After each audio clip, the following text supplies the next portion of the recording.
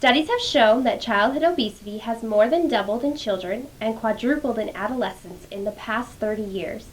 Joining me is Dr. Lamotte with Anthem Hills Pediatrics to give parents advice on how to lower your child's risk of becoming obese.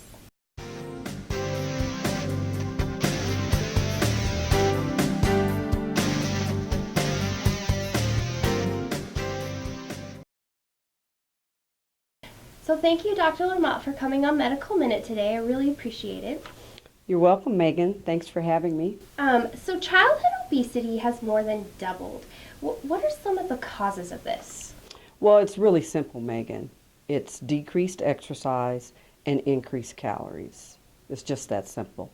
There are genetic and environmental factors that also come to play. So obesity can happen at any age, but what are some of the specific risks for children? There are a multitude of risk factors for obesity. Number one is type 2 diabetes. Then there's heart disease, including increased cholesterol and high blood pressure, liver and gallbladder disease, as well as a host of psychosocial issues such as depression, eating disorders, etc., etc. So that's really that's kind of scary. I mean, that scares me as a mom. But Very scary. What age is it common for a child to be deemed obese? Well, we start assessing obesity at birth, and especially in large for gestational age babies.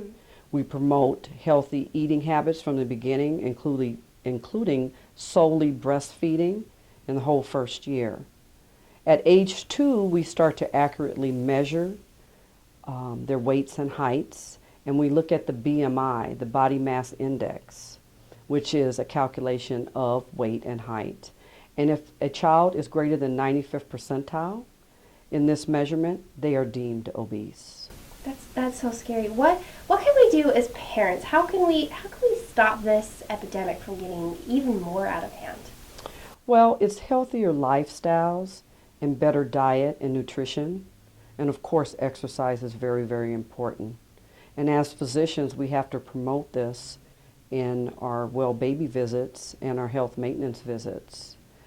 Some of the things that the parents can do is increase your vegetables and fruits to 5 per day, limit the amount of TV screen time to less than an hour per day, including video games, increase exercise to more than an hour a day, and of course a well-balanced meal plan, including eating breakfast, and family meals are important as well.